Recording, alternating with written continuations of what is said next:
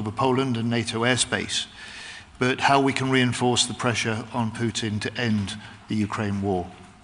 And that is going to require us working together, stepping up our military aid to Ukraine so it's in its strongest position to resist the continuing fighting, but also stepping up the other pressure, including economic pressure. And those are the part of the discussions that our leaders had, including with President Trump in the last week. Minister, thank you. Marie Euclin, AFP. I have a question for Mr. Healey, Defense Secretary. In a statement, Russia Defense Ministry denied any intention to engage any target in Poland territory. Do you believe this statement? Are you convinced? Is it credible, according to you? And my question goes to other ministers, of course. Thank you. Sorry, I missed the statement you were quoting to me. Could you repeat that? The Russian Defense Ministry denied any intention to engage any target in Poland territory last night. We'll make our own assessment. Together with our Polish allies and our other NATO allies, we'll make our own assessment that. But it should be no surprise to anyone that the first reaction from the Kremlin is to deny any responsibility, to deny any intent behind it.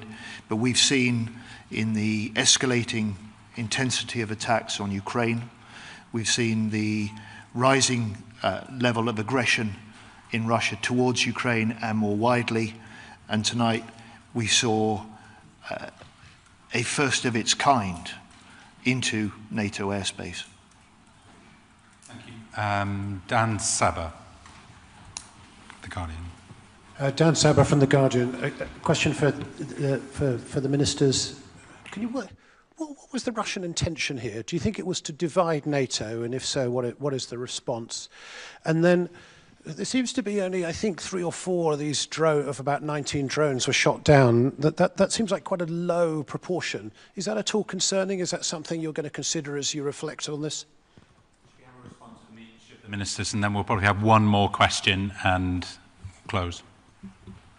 Well, first, our assessment, early assessment seems to be that it was around 20 drones that were part of the attack. Our assessment was that the NATO air defences worked effectively, and we paid tribute to the Poles, the Dutch, and other NATO personnel involved. As to whether this was intentional, the effect is the same. It's tested our NATO defences. It has breached international law and sovereign airspace, and it is, whatever the intent behind it, it's dangerous, we condemn it, it's reckless, and we will reinforce where we need to NATO's air defence. No, nothing to add. Final question, CNN. Nick Payton-Walsh from CNN. A lot of your discussion has been about bolstering defences and how you'd respond in the event of this occurring again. But how do you stop it happening again? How do you stop it happening next week? What is the deterrent that you're able to present here to change the Kremlin's thinking, who may today be thinking they've launched drones into NATO and nothing so far has happened? Ultimately, the big deterrent for President Putin is a NATO that is now more united, a NATO that is now bigger than when he launched his full-scale attack on Ukraine, and a NATO that is determined to raise still further the level of defence investment in order to strengthen our deterrence and our defence against Russia and against other adversaries.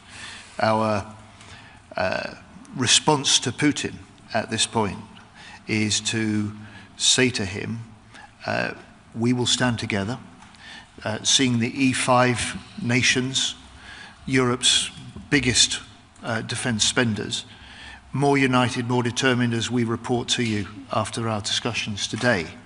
It's part of our signalling to Putin that the steps he's taking, the aggression that he's mounting, is having counterproductive effects. It makes us stronger, it makes us more determined, and it makes us more united to deter him in the future.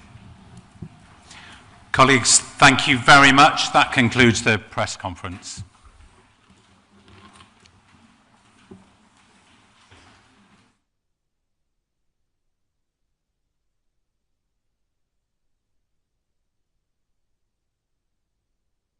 Could ask you